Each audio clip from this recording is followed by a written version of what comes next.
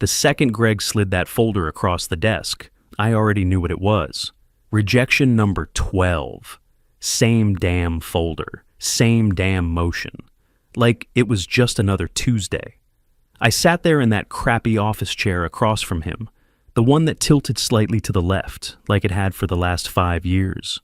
They never replaced it, just like they never promoted me. Greg leaned back in his ergonomic throne like he ran the damn White House. "It's not the right quarter for leadership changes, Russ," he said, with that smug little grin like we were sharing some private joke. That fake-ass smirk always made me want to crack something. I opened the folder anyway, even though I didn't need to. It was all formality now. "We regret to inform you," yeah, story of my life at apex point. Then he added, "But you've got a strong year ahead. Keep pushing right, keep pushing." "Who got it this time?" I asked, just to confirm what I already knew. "Tyler," he said. "He's really been stepping up. Fresh perspective. Leadership potential. Tyler, the new kid. The guy who needed a tutorial to run a virtual server. The guy who's been here, what, 9 months?" I nodded. Didn't say a word. Just looked down, closed the folder, then sat back and started laughing. Not a chuckle, a full, cracked-out, belly-deep laugh. The kind that makes people shift in their seats. Greg blinked.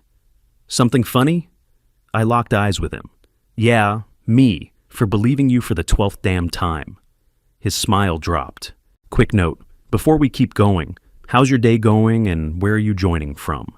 He sat up straighter like he suddenly realized I wasn't joking. "Russ, I get it. Emotions run high, but this isn't personal." "No," I said. "You're right. It's not. It's math. I've been here 6 years, cleaned up every fire, trained half the guys you promote, and every time it's a new excuse. This quarter. That client. Leadership potential. Whatever. I think you're overreacting." "Then I guess I've been underreacting for 6 damn years." I stood up, took the folder, and walked out. Not to read it, not to reflect, just to mark the moment. Because I knew, right then, this was the last time I'd let this company play me like that. I walked straight past the break room and out to the parking lot. Didn't even stop at my desk. I sat in my car for 20 minutes, just gripping the wheel. I wasn't mad, not anymore. I was done. My name's Russ. I was 42 when all this started. I worked at a boutique IT consulting firm in Denver called Apex Point. Not a flashy company, but we did solid work. Tech infrastructure, B2B systems, back-end wizardry. Basically the stuff clients only notice when it breaks. For 6 years, I was the guy they called when a server melted down at 2 a.m., or a client threatened to pull a $1 million contract over a failed migration. I was the fixer, always the fixer, but never the one they rewarded. I kept a list in my Google Drive. We need more client-facing experience. You don't have that specific AWS cert. We're looking for more leadership energy. So I did it all. Took on more clients, got the damn certs.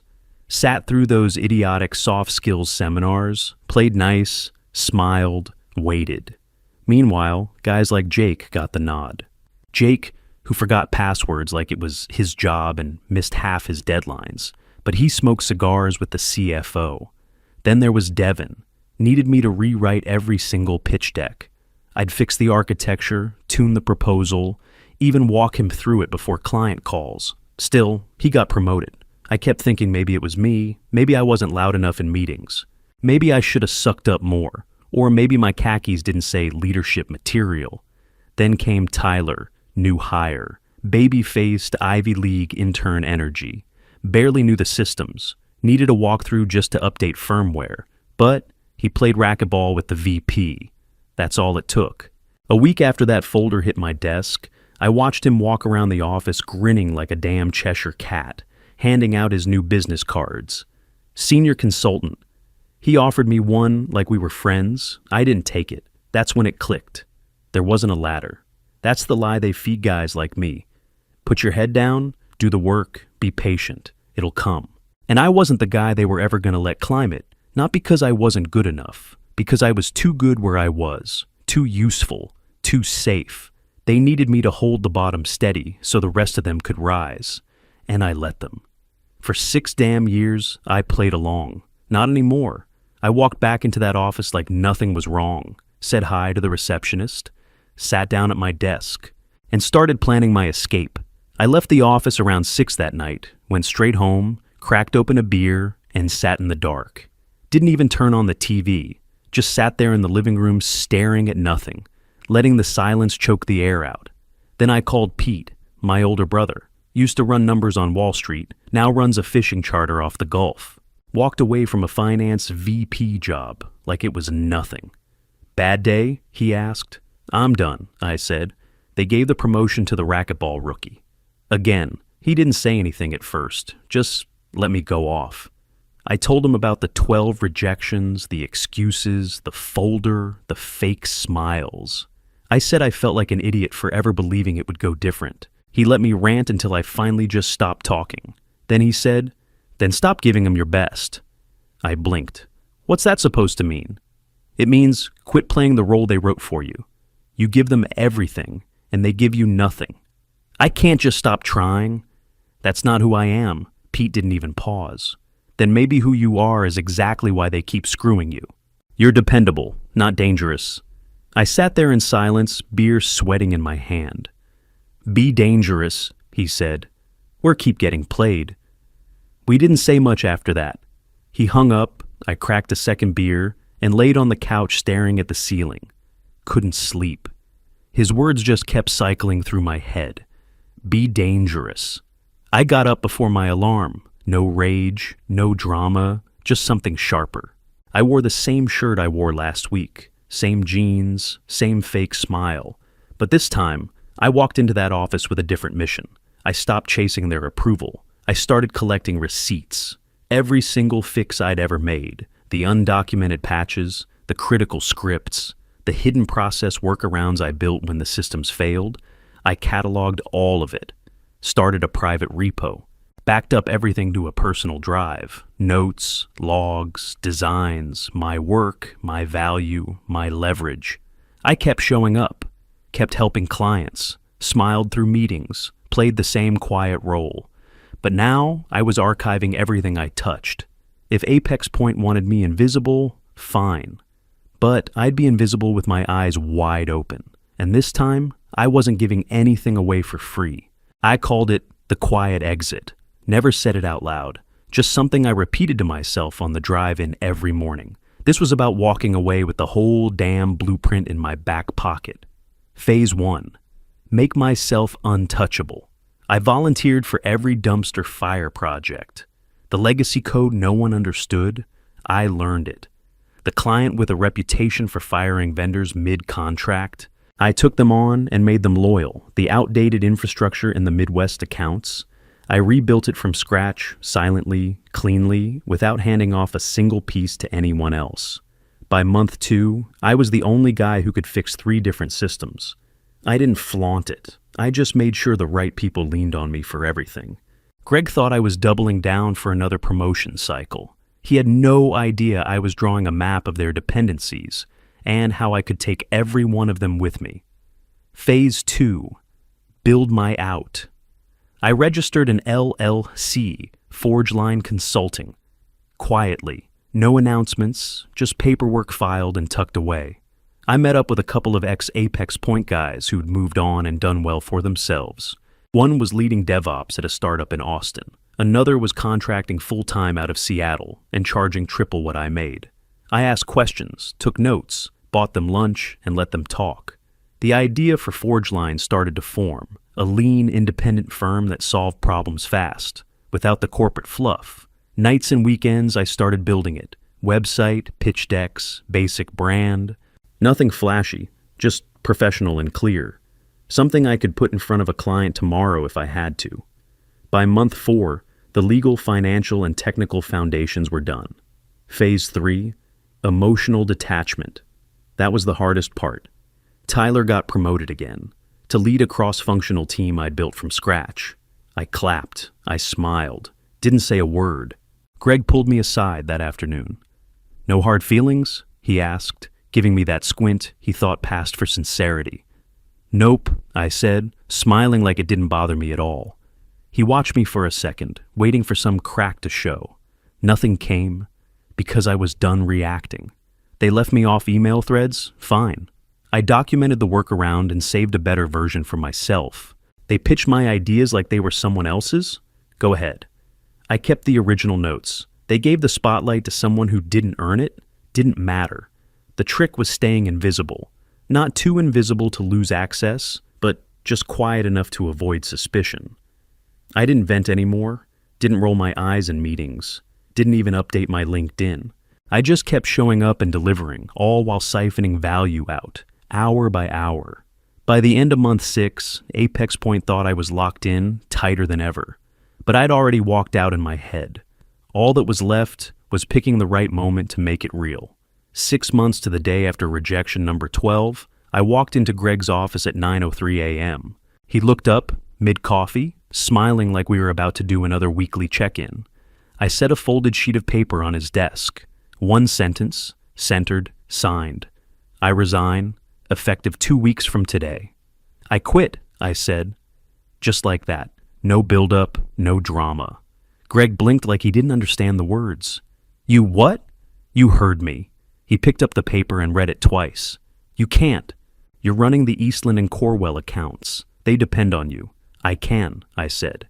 And they'll manage. Letter says 2 weeks. He stood up. Hold on. Let's talk. You're just frustrated. If this is about Tyler, I cut him off. It's not about Tyler. It's about me being done. That's when the panic started to hit. By lunch, I was in a glass conference room with the COO, some HR rep I barely knew, and Greg pacing like a hostage negotiator. We're willing to make things right, the COO said. Senior consultant, 15% raise, leadership track. Starting now. Too late, I said. I've already started something else. Greg leaned forward. You've already accepted another offer? Not exactly. What does that mean? I smiled. It means you don't have a backup plan. The silence in that room, thick as cement. Greg looked at the COO. The COO looked at me. Russ, let's be real, Greg said. No one knows the back-end structure of Eastland's migration but you. I know.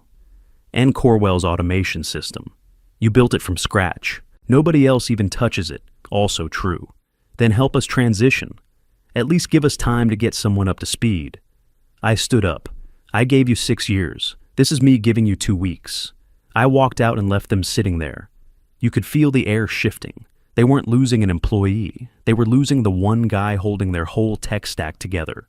Back at my desk, I cleared personal files, wiped local backups, backed up only what I legally owned. I didn't talk to anyone. No big announcement. But by 4 p.m., people knew. You could see it on their faces, whispers in the hallway. Tyler peeked into my office like he expected me to walk it back. I didn't. The next day, Greg asked if I'd reconsider. I appreciate the offer, I said, but no. On day 3 of my notice, Greg knocked on my office door like he was doing me a favor. We've assigned someone to take over Eastland. Need you to train him? I didn't even look up from my keyboard. Sure, I said. My consulting rate's $250 an hour. Silence. Then, you work here, he snapped. For 9 more days, I said. After that, I'm just another contractor. His jaw clenched. He turned and stormed out, muttering something about attitude. By lunch, the panic had moved up the food chain. Turns out Corwell, our biggest client, had gotten wind I was leaving.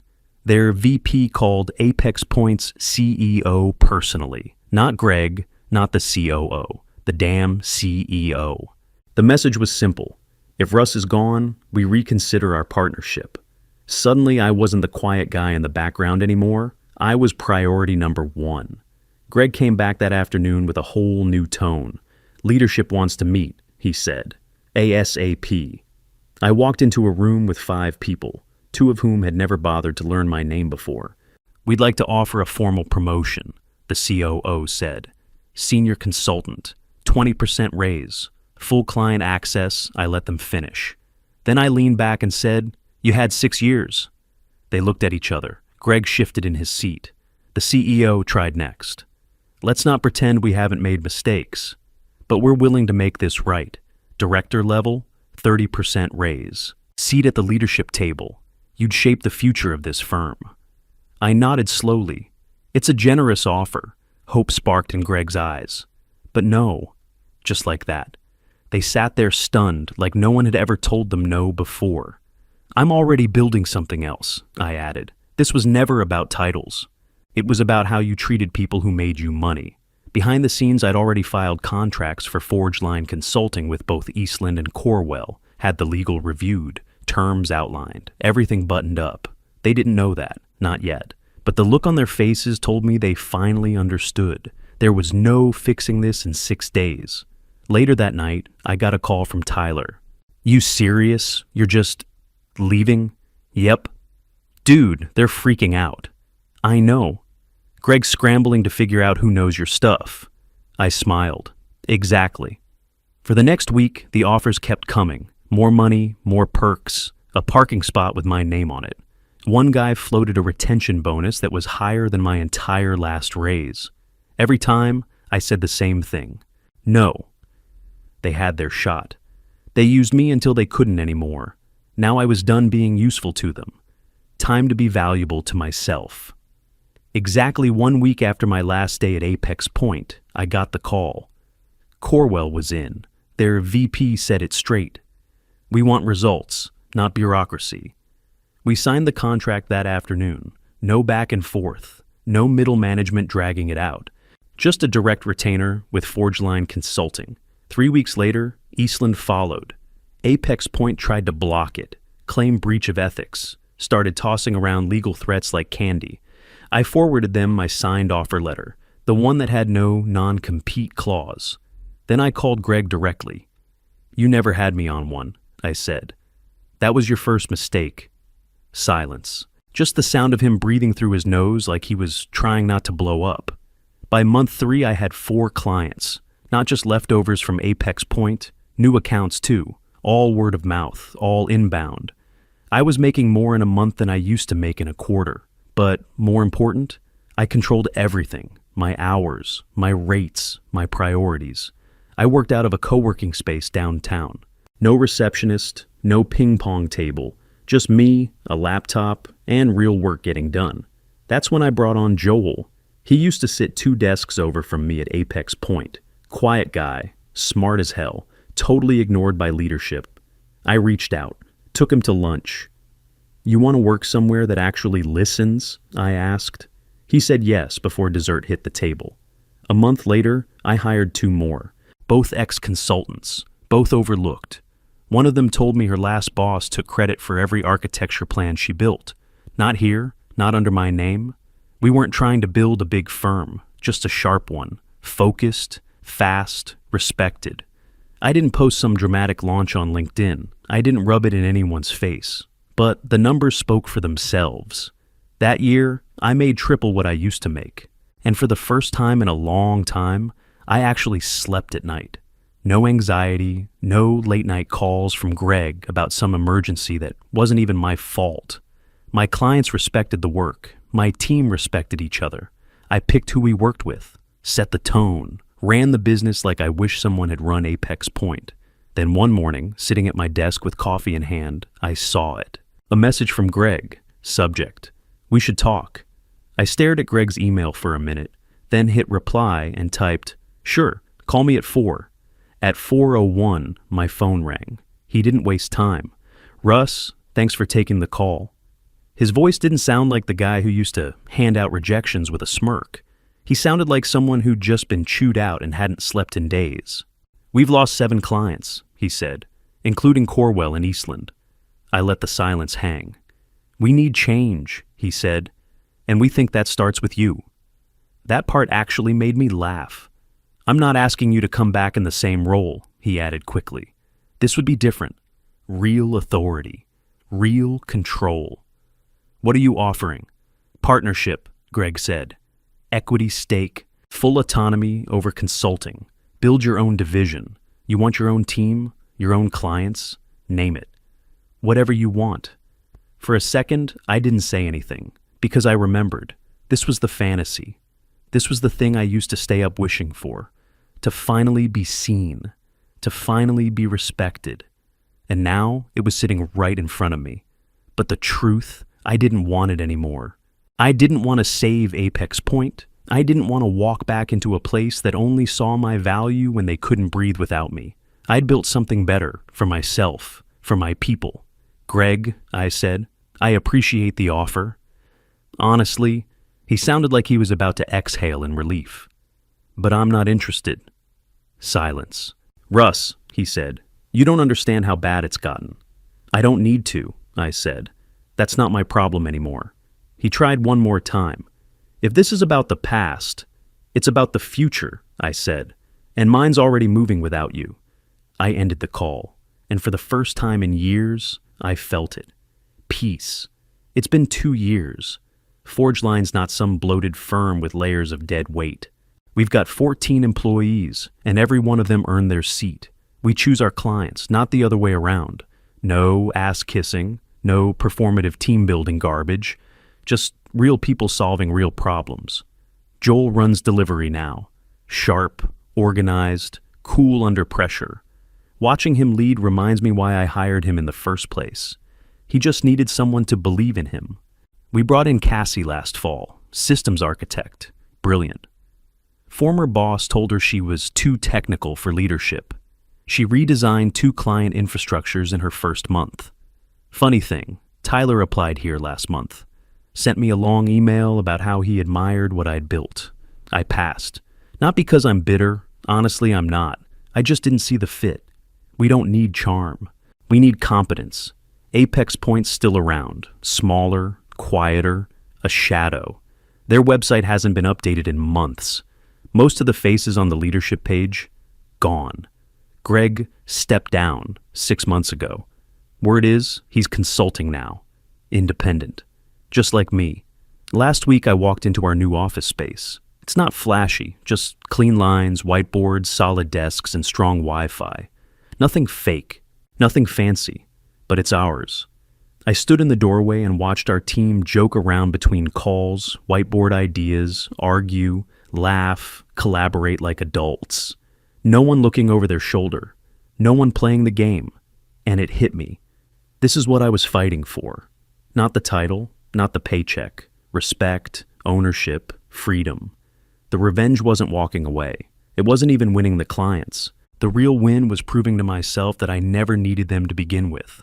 If you're out there right now, sitting in a busted chair, waiting for someone to see your worth, stop. See yourself. Back yourself. Because sometimes the best thing you can do is stop begging for a seat at their table and build your own damn table.